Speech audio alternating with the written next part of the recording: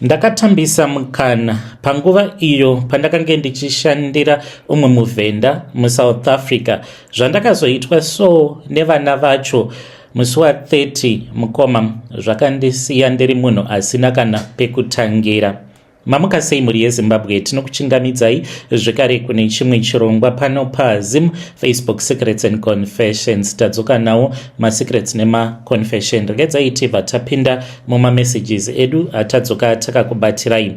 Message yedu yekutanga yakamira sekudai so: hanzi makadi yenyu mukoma, please post my story makavigawo chitupa changu. Ndiri kutoshandisa wifi yekukwereta apa mazimutu andava kuitirwa nevanhu vepamba pandinogara uye kana bodo kufunga kuti ndivo vamwe vevanhu vandakange ndichipota ndichitumidzirawo mari panguva iyo pandakange ndichiri kuSouth Africa. Munhu ari kundimudhurira kutaura kudai kuti ange achizonzi aitawo provisional muupenyu hwake ndini, kuti ange achizonzi apinda mumadhiramu kuVID nemadhiri ndini. Akandifonera achindiudza kuti ainge apererwa nemari, akange asina mari yekuti anga achibhadhara vakomana vekuVID. Ndikamhanya ndikatiza pabasa ndikaenda kuPep ndikanomutumidzira mari ndini kuti ange achizonzi akakwanisa kuzotora license. Nhasi uno kikiki owanikwa achinondishainira. Zvakaoma, chisingapere chinoshura. Munogona kungonditi Richard mukoma. Ndiri murume uye zvekare ndine makore 47 years ekuberekwa. Kumba kumusha originally ndinobva kwaMurewa, asi pari zvino ndiri kugara kumba kweshamwari yangu muno muParktown muHarare. Ndauya kuzoreurura mukoma nashi nekuti ndiri kunzwa kuti chipfuva changu chakaremerwa nekuda kwetreatment yandiri kusangana nayo pamba pandigere, pamba peshamwari yangu. Ndiri kubatwa huyanga mukoma. Ndauya kuzokuudzai izvo zvakaitika, mukana wandakambopiwa naMwari muupenyu hwangu, mukana wandakatambisa nekuti ndaifunga kuti dzimwe nguva kuvimbika chete zvaigona kuzondipa ramangwana rakanaka. To think that vakatombondivimbisa ID chitupa chemuSouth Africa, but vakange vachingondinyenyengera, vaitongotamba zvavo nepfungwa dzangu. Okay, ndakasvika muSouth Africa makange muri mugore ra2004. Basa rekutanga randakawana rakange riri repapurazi. Papurazi pandakange ndichishanda taingoitawo zvekungodaro. Then ndokubva ndachizowana basa musemu nharaunda pakange paine umwe muvhenda uyo ainge atenga prazi, but rainge risina kukura, raingovawo prazi rakaita plot. Saka akange ari munhu akange abatawo tenda, aiitawo zvekugadzira marodhi, aiva nematraki, aiva nemaTLB. Akambozama kuitawo zvemombe, but sezvo akange ari munhu ainge asitomborina kana basa nazvo. Saka basa rangu rakange riri rekuti ndige ndichitarisa zvinhu izvo zvaipota zvichichengetwa mupurazi, mishini yavo yavaishandisa mukugadzira marodhi, maexcavator, zvakangosiyana-siyana. Ndakange ndichishanda nemamwe madhara maviri ekwaMutare nomumwe mudhara uyo wekuMalawi. Umwe nomumwe akange aine mhuri yake. Muvhenda iyeye akange aine magaraji. Mari yake yakange iri mari yaakange achiwana through corruption. Ende taitozviziva kuti pamba pake panongogara paine mari, nekuti umwe mudhara wekuMalawi akati anzi ange achiburitsa bhegi mune imwe Audi iyo yaifamba nemurungu wedu. Anoti paakatakura rimwe bhegi akaona kuti mukati makange muine mari, imari yaaiwana through matenda ake ecorruption. Saka ndakatanga ndiri general worker. Boss zvishoma nezvishoma, boss vakazotanga kundivimba. Vaiti kana vava kuenda munzvimbo dzakaita sana Cape Town kana kuDurban, vaingoti kwandiri, Richard, ndinoda kuti unge uchizosara wakabata prazi rangu sekunge iprazi rako. Ndakupa prazi kuti ringe richizova riri mumaoko ako. Ini ndaifara. Pamba apa pakange paine motikari dzakasiyana-siyana. Ndaingoita sara ude, ndaifamba nemotikari dzakasiyana-siyana. Taigona kuti kana tava kubuda tichienda kutown, sezvo license ndakange ndiinaro, kungotora Porsche taitora kana motikari yatainzwa kuda toenda tonopaka zvedu tobva tatenga chikafu tobva tadzokera kuprazi. Ndianiko aizozviziva kuti Richard muZimbabwean? Vanhu vaitonditi munhu mukuru vachifungidzira kuti ndainge ndichiwana mari yakawanda. Vekumapurazi ikoko vaigara vachitoseka kuti vana Richard kungochema zvenyu nesu, asi imi makafitira sekunge munohora nebhara chairo, nekuda kwekuti hakuna murungu angakupa BMW yake okuudza kuti famba nayo, ogokupa masororo emasenzi. Hakuna zvakadaro. Murungu wangu ainge achivimba neni because mubasa ndakange ndiri pimp. Kune vasingazivi, kuSouth Africa vanoiti ipimpi. Kana uchinzi iwewe unoita zvekupimpa vamwe pabasa, unenge uchitengesa, unenge uri mutengesi. Saka ndaigona kuti madhara aya awo andakange ndichishanda nawo, tikanzi digai trench, ndairekodha madhara iwawo vari busy zvavo vasingashandi, ndobva ndatumidzira kumurungu. Murungu aibva afara, ndobva ati, in you Richard I have found a son, I have found someone that I can trust on. Saka pane rimwe zuva pakaitika nyaya iyi, vamwe vandakange ndichishanda navo vakabva vachizoba safe yemari. Mari yakange yakawanda. Ina handina kuziva kuti mari yacho yenge yakawanda sei. Ndaingoziva kuti pakange paine mari yainge yakawanda chaizvo. Boss havana kumbomhan'ara kumapurisa nekuti vakange vachitya, vakangoita zvinhu zvavo vakanyarara. Mushure memazuva mashomanana ndakanzwa kuti umwe mudhara uyo wekuMalawi akange achitongotenderera kumalocation because akange akaroora mukadzi wemuSouth Africa, vaingoitawo zvemujolo wavo. Saka haana kuenda kuMalawi. Madhara ekwaMutare ndo vakabva vakatorana nevadzimai vavo ndokubva vadzokera kumusha, havana kubatwa. Saka ndakangonzwa zvichingonzi mudhara uya Joseph waunoshanda naye hanzi ari kutengera vanhu doro, chiya chibharansi chekuti ukasvika panenge paine tavern unovharira vanhu mutavern, obva wati munhu wese ngaanwe doro kusvika adhakwa. Uye akange ava kupfeka hembe dzakange dziri hembe dzemhando yepamusoro. Saka ndakabva ndaudza boss, ndichiudza boss vangu ndakavaudza nekuti ndakange ndichida kudiwa. Boss vangu vakabva vati kwandiri, thank you Richard, mushure mekunge ndaverifya ndaziva kuti information yandakange ndichiudza murungu wangu yakange iri information yemazvokwadi. Boss vakandinyorera message vakati, thank you very much Richard. Mushure memazuva mashomanana vakomana vaya vakasungwa, asi Malawian uyu achizonosungwa nomwe mukomana waakange ainaye akasungirwa imwe nyaya yakange isiri yemari, akatosungirwa mapepa. Boss vangu vakabva vandipa bonus yandakapiwa ipapo yaitosvika kuma 10,000 rands.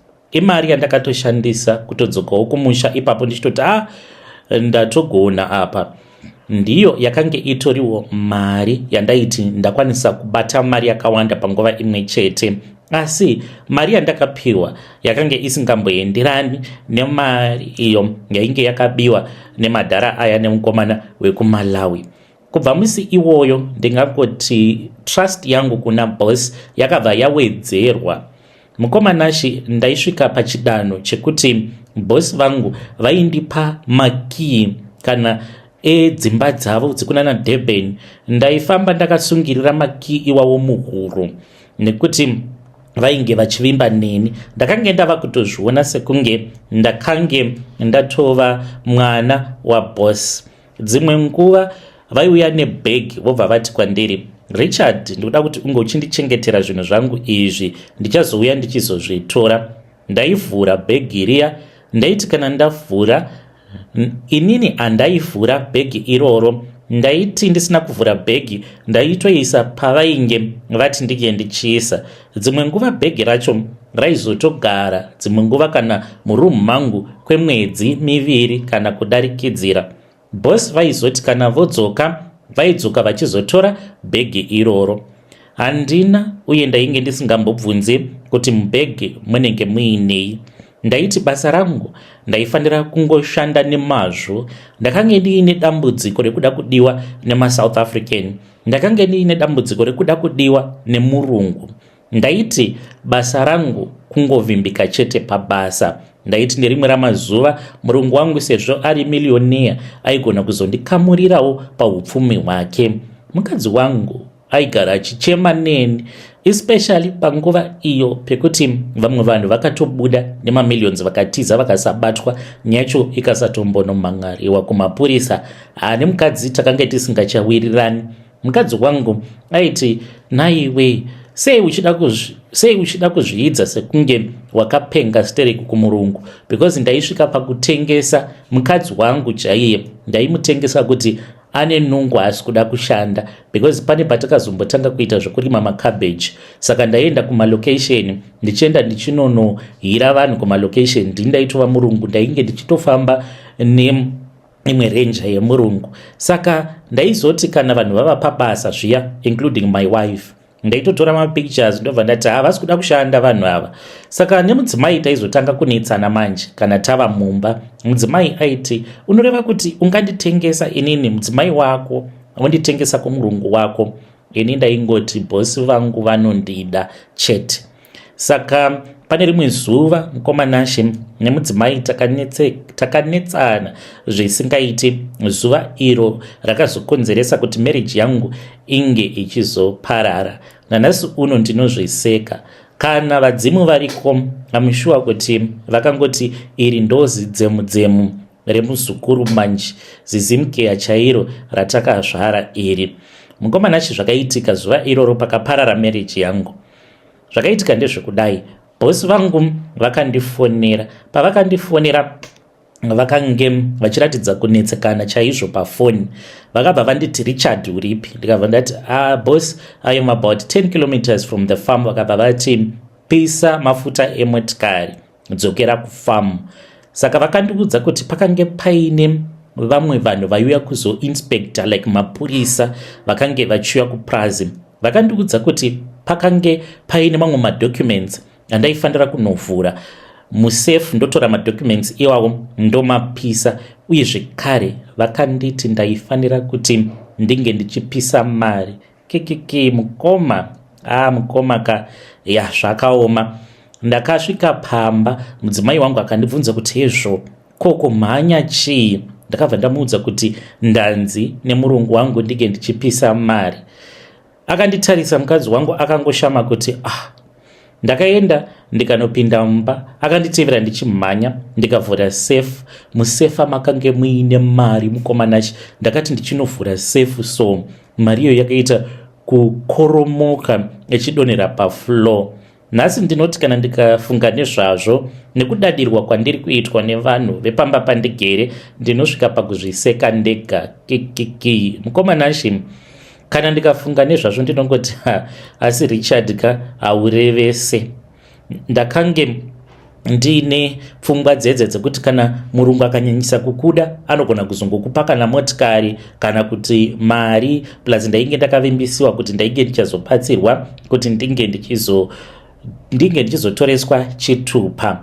Ndakabva ndaenda ndikabva ndanotora mari. Imwe yacho yainge yakavigwa muguest bedroom, vakange vakaiviga muceiling. Ndatora mari iyoyo. I think kuti mari yacho yakange ichisvika kuma 800 and something thousand rands, yainge yakawanda. Ndakafamba, mudzimai wangu ari kumashure achitevera. Pfungwa dzake kuda akatombofungidzira kuti maybe ndatofunga kuti tinge tichitiza, but takazoti tava musango tichirimo muplot ndokutobatidza kamoto. Mudzimai wangu akati, ko muri kuda kuitei naiwe Richard? Uri kuda kuitei? Uda kupisa mari? Ndikabva ndati ndozvandaudzwa nemurungu anogona kuzototipa imwe mari yakawanda kudarika mari iyo yatiri kutopisa. Mukadzi wangu akangoridza tsamwa, ndokubva ndapisa mari. Ndaingoti bosi vangu vanondida. Saka after that mudzimai wangu akazosvika pakuzonditiza, because bosi vakazoti vauya mushure mekunge mapurisa vakangosvika paPrazi vakangotarisa vakatogwejenura mamwe madhoo, vakatora malaptop nezvavakatora. Bosi vangu vakazoti vadzoka kwavakange vari, You know what? He came with a 2 liter of Kingsley Mukoma. 2 liter yeKingsley ndo yavakauya vakandibatira nemudzimai wangu. Muziva kuti mukadzi wangu akatseka, akatanga kurongedza zvinhu, akati nandigari nehandbrake yakapusa kudai so. Uri handbrake iwe muupenyu hwangu. Ndokurambuka kwandakaitwa nemudzimai wangu. Saka ndakange ndava munhu akange ava kutotorwa sekunge ndakange ndakatozvarirwawo mumhuri mavo. Saka vaiti kana vaine brai vaigona kutotumidzira driver kuuya kuzonditora ndotoendeswa kunenge kuine brai ikoko, kana kuri kunzi kunenge kuri kumwe kuprovince kwavanenge vachiita mapati. Sezvo ndakange ndisina mapepa akakwana kuzofamba nemotikari dzavo, ndaingotendedzwa kufamba nadzo mumaprazi zvazvokungofarwa you know. Nerimwe gore Mukoma ndakasvika kwaMurehwa uko, ndakange ndiine Land Cruiser yemurungu. Kuyambuka kwatakaita border ndakange nditori nemuSouth African, ndiye wandakayambuka naye border sezvo inini ndakange ndisina work permit, ndakange ndisingakwanisi kuyambuka nemotikari. Vanhu vakashamisika, ndakasheka village Mukoma necruiser iyoyo because ndakabva ndachizosiya muSouth African uya ndamubhukira pahotel, ndikati handozoona yekutamba. Ndikasvika kumba ndiinaro, rainge rakaita kugara sekunge richasvika muvhu, ndakaita kuzadza mazigrosari. Vanhu vaitofungidzira kuti ndakange nditori mukuwa kuJoni uko. Ndaienda kose kose, mapikicha awa. Vanhu vana vavo boss vaitondidaidza vachinditi malume Richard. Ndaitofunga kuti zvechokwadi ndakange nditoriwo wemhuri. Makore akafamba, kunyangwe kurambwa nemudzimai hakuna kutombondirwadza, nekuda kwei vakadzi vakange vari saraude mumaprazi. Ndiani aizoramba murume aifamba neBMW muprazi? Ndaita magirlfriends upenyu huchitoenda. Ndakaramba ndakangovimbika pamurungu wangu, handina kumbomubira, handina kumbogara ndakamboudza umwe munhu kuti murungu wandaishandira aita zvecorruption. Handina kuda kumbozvivhiringidza basa rangu. Bosi vangu vaitonditi, Richard, vanhu vakaita sewe havawanikwi zvekumhanya. Vaiti kana vakandiudza kuti Richard, you are 1 in a million, you are the most hard-working Zimbabwean guy that I have ever seen. Mashoko iwawo aindifadza. Pandaidzoka kuZimbabwe handaitodzoka ndiine zvimariwo zvavaizondipawo zvima 3000 4000 rands. Ndaitoti handimbofi ndakadzingwa basa nekuda kwekuti ndakange ndichirichengetedza. Asi hakuna munhu anorongera remangwana. Bosi vangu vakazorwara. Mushure mekunge bosi vangu vashayika, ndakarwadziwa chaizvo. Saka pamariro avo vana vavo vakandivimbisa kuti ndainge ndichazoramba ndiri caretaker papurazi. Vakatoti kwandiri vakandiudza vakati, malume Richard, musatya, our father he loved you like a son. Vaivimba nemi uye nesuwo tinovimba nemi. Tichakuchengetai, tichakupai your salary as usual. Ndakabva ndanyarara ndikati moyo wangu wasununguka.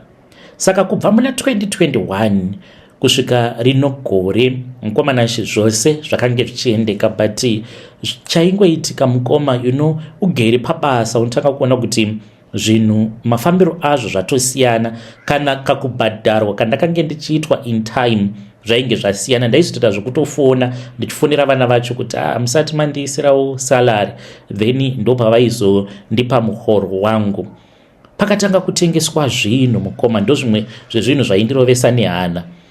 Paitongouya kana rori rotoya rototakura, angava ari maTLB, otoenda excavator ratoya ratotorwa, rinenge ratotorwa neabnormal, raenda harichadzoki.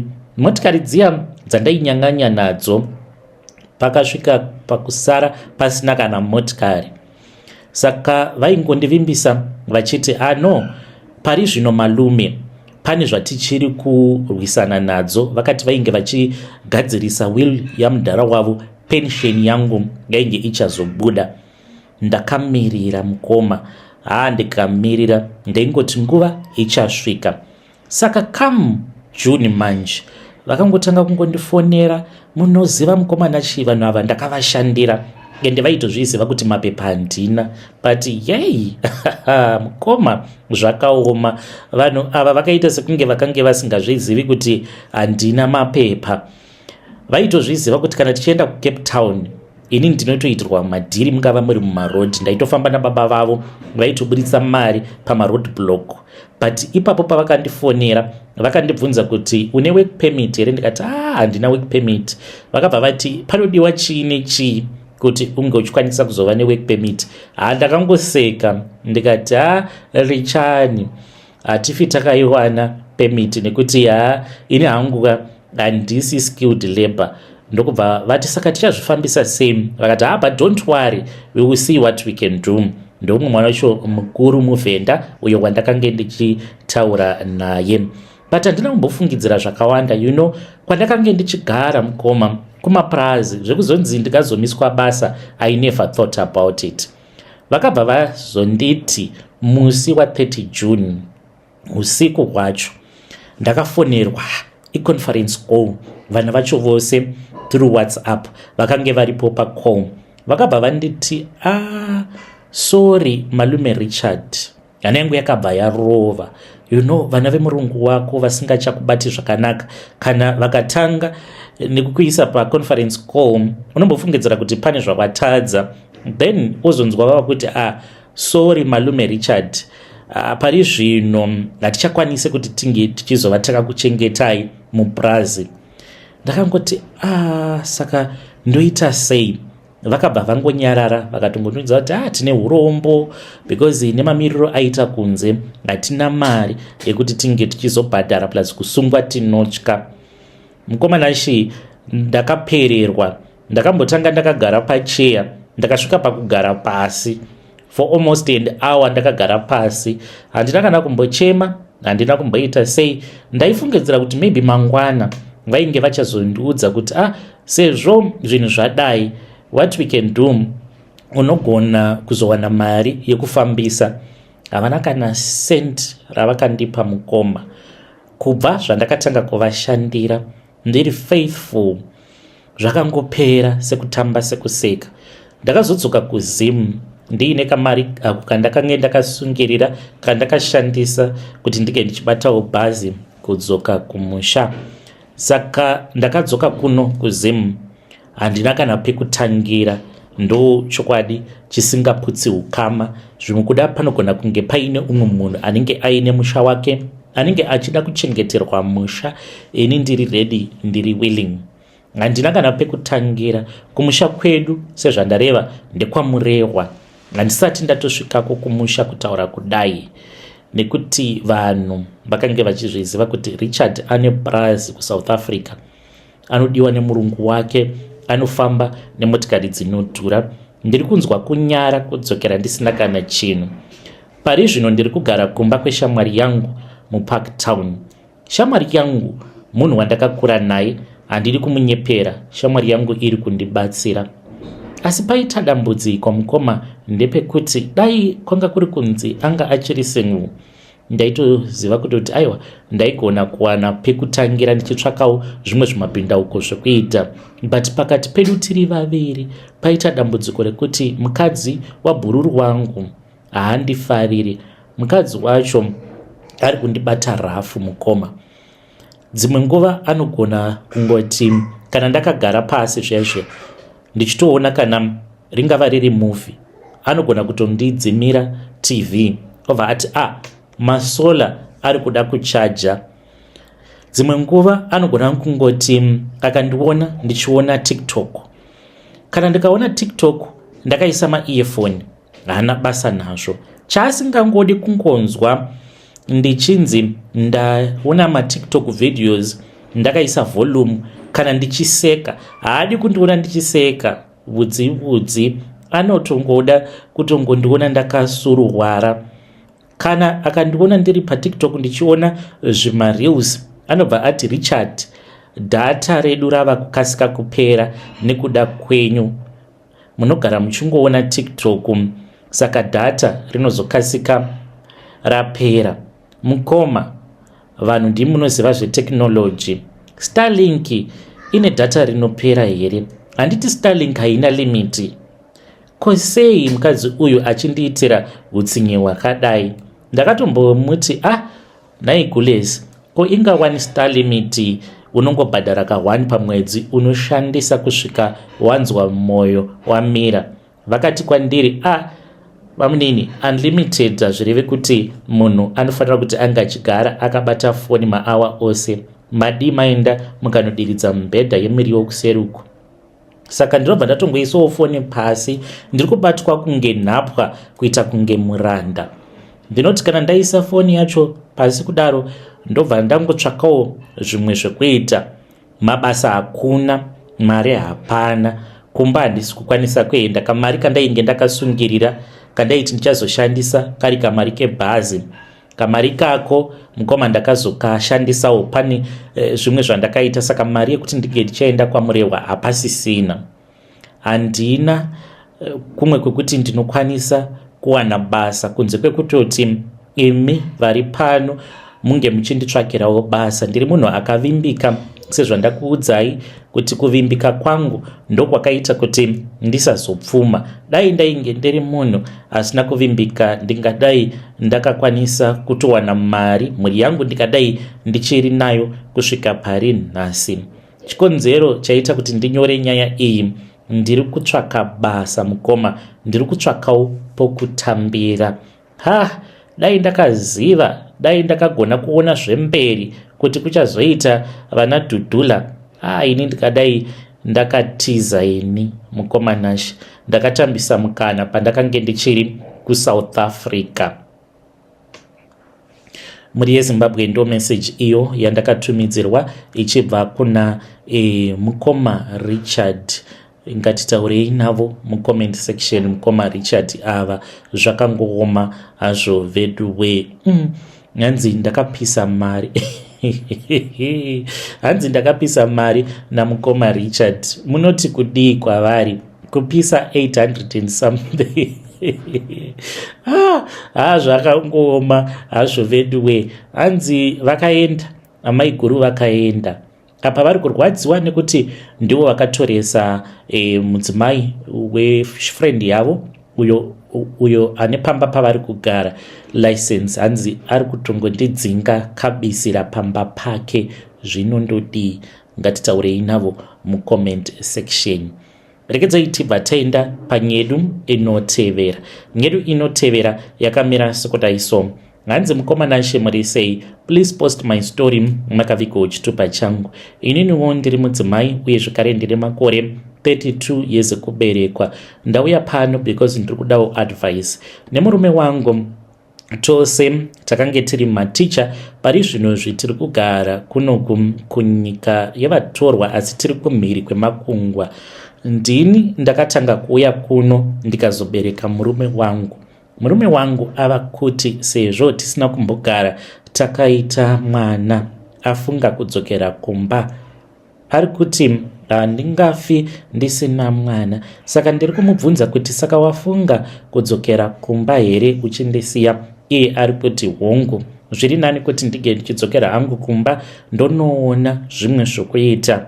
I am suspecting kuti anogona kunge achidanana nebest friend yangu, because ndakamboona mapictures mufoni yemurume wangu akange ari mapictures ebest friend yangu. Handina kunzwisisa. Ndakamubvunza but ndiri munhu asingafariri zvemashoko. Ndakangobvunza asi handina kuwana mhinduro dzakandigutsa. As for my friend, ndatova nemwedzi yakati kuti ndisingachazivi kutaura naye nekuda kwezvandakasangana nazvo, kuti kondinogoona mapictures efriend yangu mufoni yemurume wangu sei. Friend yangu uyu akatombondikanganisira marriage before ndisati ndazoroorwa nemurume wandigere naye. Ndibetsereiwo muri yeZimbabwe. Ndo zvandiunzawo pano. Yangu confession iri kundirwadza mukoma. Ndinongogara ndichingoyeredza misodzi nekuda zvava kuda kuitika pakati pangu nemurume wangu.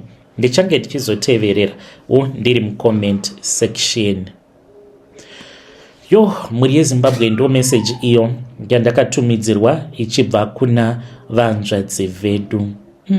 Zvakaoma, zvinopisa tsitsi.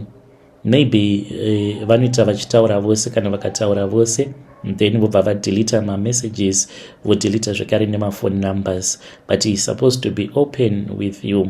Hanzi chekugarira mueurope handina, ndinogarirei, ndava kuda kudzokera kumba ndinozama zvimwe.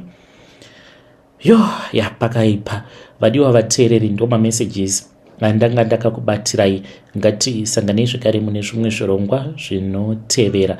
Ndine imwe episode yandichaposta kuZim Confessions Backup, then tobva tachizodzoka pano pachannel yedu yemaconfessions pano zvekare.